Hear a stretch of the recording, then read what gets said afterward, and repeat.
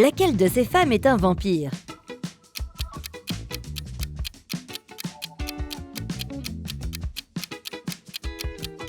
La femme de cet homme est un vampire, car elle n'est arrivée à la fête qu'après la tombée de la nuit. Lequel de ces hommes est un loup-garou?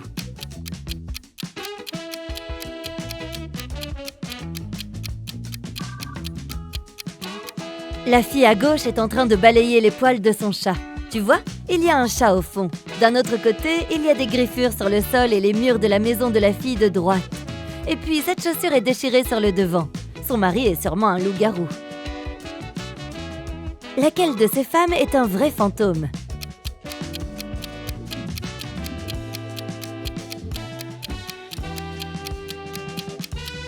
La femme à droite porte un costume de fantôme. C'est Halloween. Mais la femme à gauche est un vrai fantôme, car on ne voit pas ses jambes sous le drap. Lequel de ces hommes est un vrai zombie?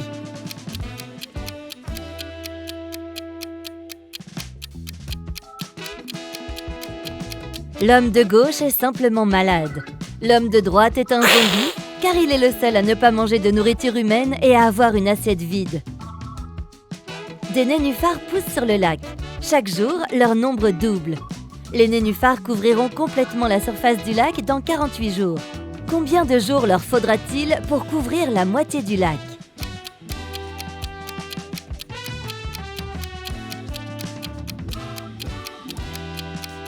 « 47 jours. Tu vois, chaque jour, le nombre de nénuphars double. Le 48e jour, le lac sera entièrement recouvert de nénuphars. Cela signifie qu'au jour 47, il y aura 2 fois moins de nénuphars qu'au jour 48. Jack a remarqué que quelqu'un abîmait régulièrement sa pelouse. Il a décidé d'installer des caméras cachées et de découvrir qui s'approchait le plus souvent de sa maison. Au bout de 4 jours, il a décidé de visionner les images et a immédiatement compris qui était le coupable. Peux-tu deviner de qui il s'agit?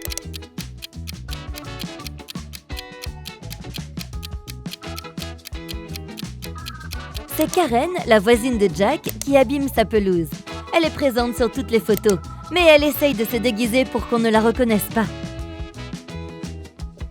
Une femme n'avait pas son permis de conduire sur elle. Elle ne s'est pas arrêtée à un passage à niveau lorsque la barrière a été abaissée. Puis, ignorant le panneau stop, elle s'est dirigée dans la mauvaise direction dans une rue à sens unique et ne s'est arrêtée qu'après avoir passé 3 intersections. Les agents de la circulation, voyant tout cela, ont décidé de ne pas intervenir. Pourquoi ?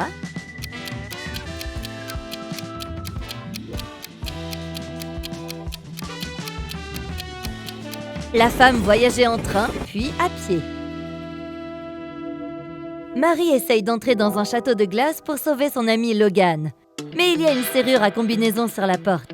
Heureusement, il y a un indice gravé sur la glace. Le voici. 162.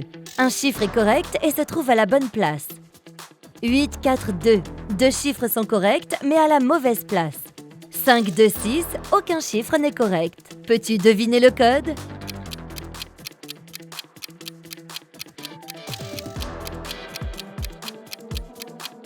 Le code est 184. D'abord, nous excluons 2 et 6, car dans 526, aucun chiffre n'est correct. Dans 842, 2 chiffres sont corrects.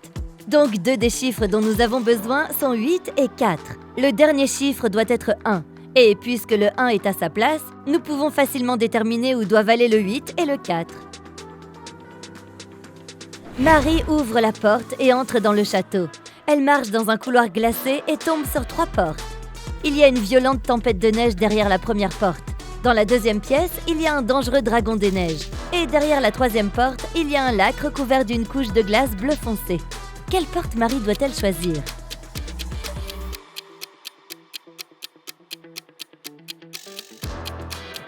Le dragon doit absolument être évité. La glace bleu foncé est mince et donc peu sûre. Marie risque de tomber dans le lac. La première porte est la meilleure option. Marie traverse la pièce et se retrouve dans un long couloir. Les monstres de la Reine des Glaces commencent à la poursuivre. La jeune fille court dans le couloir et voit 3 autres portes faites de glace transparente. Dans la première pièce, il y a un perroquet de neige magique. La deuxième pièce est remplie d'eau. Et il y a une petite pièce noire derrière la troisième porte. Elle ressemble plus à un casier. Derrière quelle porte Marie doit-elle se cacher pour éviter d'être découverte ?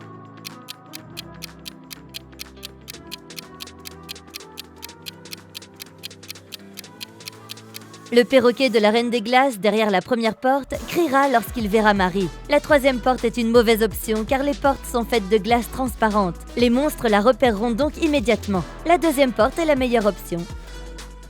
Marie s'enfuit à la nage et se retrouve dans une grande salle. Elle voit Logan et ils sont sur le point de s'enfuir ensemble lorsque la Reine des Glaces les capture dans une cage. Il y a 3 leviers à côté de la cage et la Reine des Glaces donne ses indices à Marie. Le premier levier ouvrira la cage, mais ils tomberont dans un lac souterrain glacial. Le deuxième levier ouvrira toutes les cages du château et libérera tous les monstres qui s'y trouvent. Le troisième levier ouvrira la cage, mais une seule personne pourra sortir. Que doivent faire nos amis ?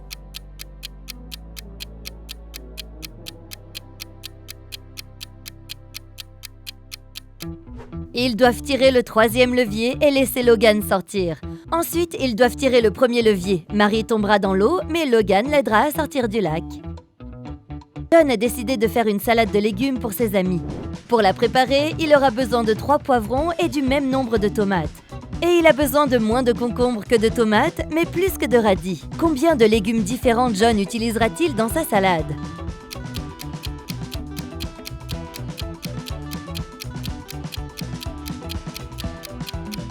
9. 3 poivrons, 3 tomates, 2 concombres et 1 radis.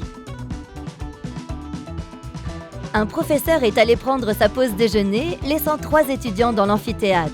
À son retour, il s'est rendu compte qu'une feuille de réponse pour un examen important avait disparu de son bureau. Il a interrogé les étudiants. Kyle a répondu « 10 minutes après votre départ, ma mère m'a appelé et m'a demandé d'aller la retrouver près du bâtiment de l'université. Quand je suis revenu, la feuille avait déjà disparu. » Brian a dit « Personne n'a appelé Kyle, il a pris quelque chose sur votre bureau et est parti. » Et Ryan a dit « Brian dit la vérité. Quand nous avons réalisé que c'était une feuille de réponse, nous avons couru après lui dehors, mais il était déjà parti. » Qui le professeur devrait-il croire ?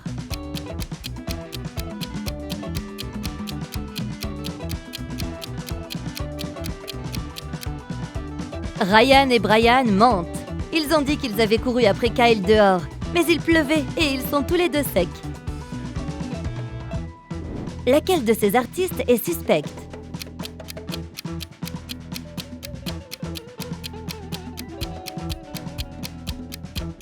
La fille à droite a utilisé de la peinture orange et non rouge. Alors pourquoi y a-t-il des taches rouges sur ses vêtements ? Qui est suspect à cette fête ?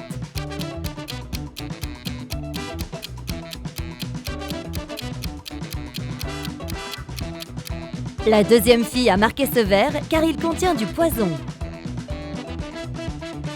Lequel de ses élèves est suspect ?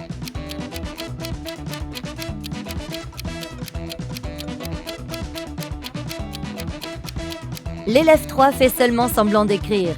En réalité, elle lit un magazine. Laquelle de ces femmes est suspecte ?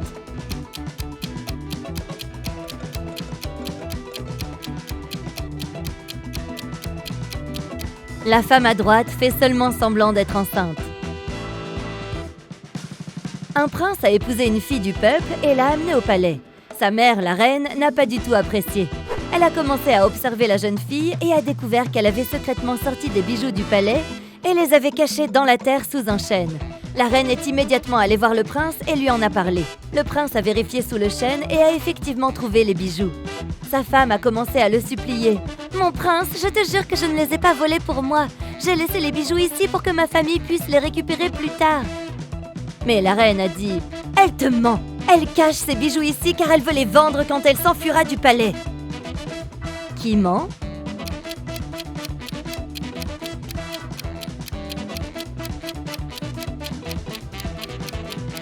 C'est la fille qui ment. Personne ne lui interdit de rendre visite à sa famille ou de leur donner ce dont ils ont besoin. Elle les cache parce qu'elle aura besoin d'argent après sa fuite. John devait prendre sa pause déjeuner. Il est donc allé chez le boucher pour acheter de la viande. Il a demandé au boucher de couper la viande d'une manière spécifique. Le boucher a demandé si John était pompier. John a répondu oui. Comment le boucher a-t-il deviné la profession de John ?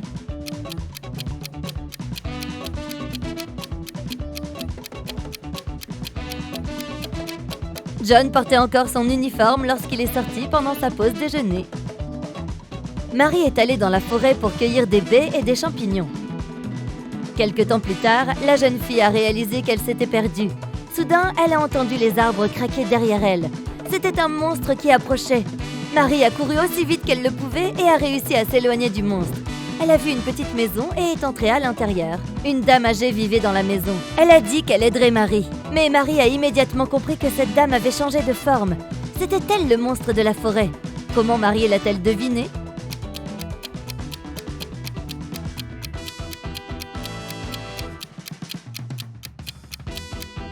As-tu remarqué que la femme âgée portait le même symbole sur sa main que le monstre ? Heureusement, la femme n'était pas méchante et elle a aidé Marie à sortir de la forêt. La vieille dame de la forêt a 3 chats. Boule de neige, Bella et Lisa. Ils dorment habituellement sur 3 oreillers différents, jaune, rose et bleu. Bella aime dormir sur l'oreiller rose. Boule de neige ne choisit jamais ni le rose ni le bleu. Réfléchis et essaye de deviner sur quel oreiller chacun des chats se repose.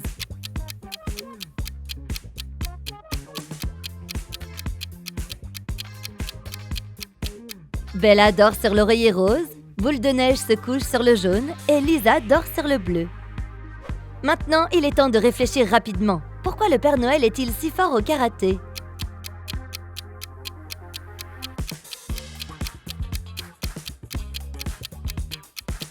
Parce qu'il porte une ceinture noire.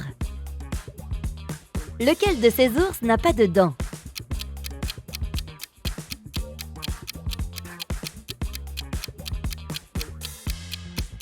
Sûrement celui qui est en gélatine. Comment fait-on pour faire pleurer un serpent à sonnette ?